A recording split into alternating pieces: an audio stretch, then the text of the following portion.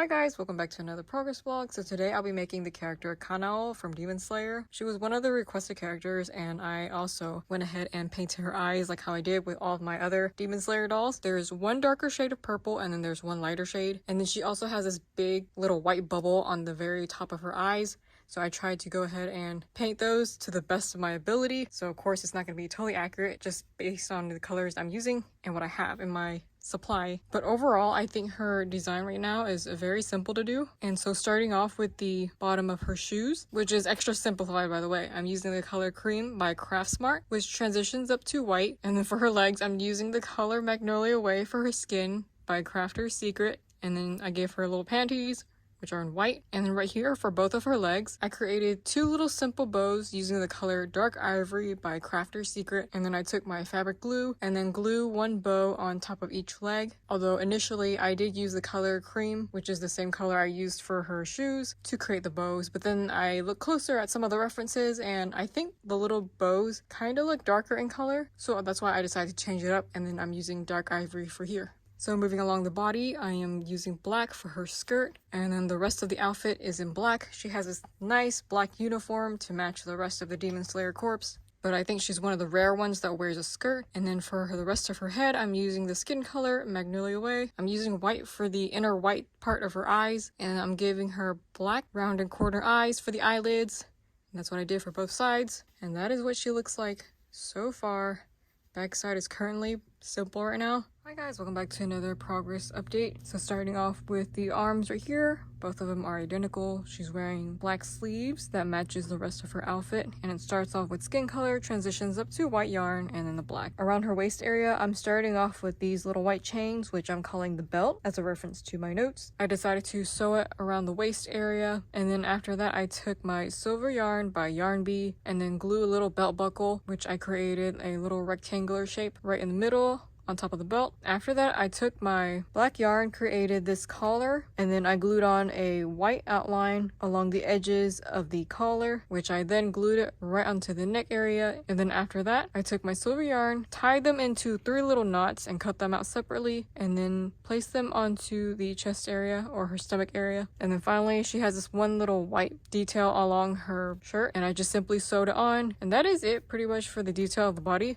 Although the backside does have like the little kanji for destroy, I decided not to add it on there because I figured since she's wearing a cape, I might as well just not add it. And honestly, I don't think I even had to do like any of these little details either, but I wasn't so sure if I was going to create a cape that was going to show the details or not, so I added it on anyways. And then for her head, I'm giving her 2 ears using skin color to match her head, which I then count 4 stitches from the eye and then 1 row down, and then I glued it on with fabric glue. Did that for both sides. Her hair cap is black hair. She has 4 inner rounds and 3 outer rounds. And again, for the hair cap, I always place it 3 rows above the eyes. And then here we have the cape, and that's what that looks like. So this one, I'm just simply going to place this on one side, try to match the reference photo as much as I can. And I think with this, I decided to make it to where it pretty much covers the entire front part or the top part of the outfit.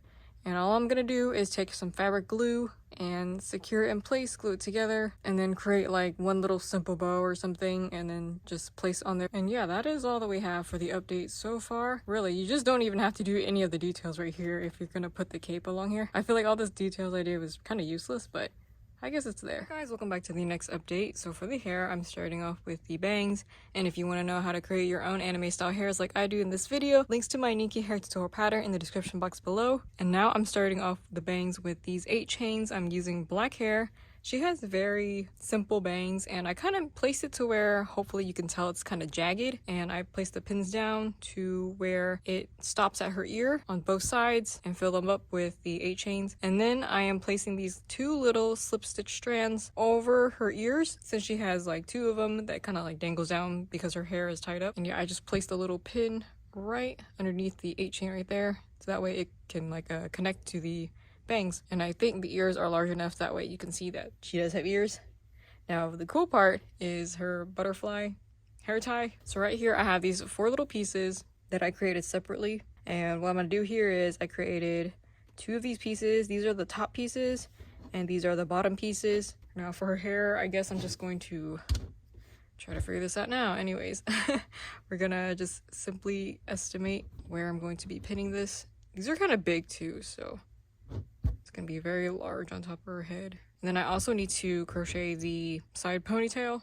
And I also forgot to mention that I am using the color Citron by Impeccable for the green part, and then the outer pink part of the butterfly wing is Hot Rose by I Love This Yarn. And I also went back inside and used these little lace yarns. They're black lace yarns by Artiste, which I create these little details of the butterfly wings, you know, the little lines and stuff. And then I went around the edges and used white yarn to go back and forth between the stitches to create like the little white circles along the edges of the wings. This pattern's so pretty. It's gonna be something like that. And then when you turn to the side, okay, see if we can like bend to the wings.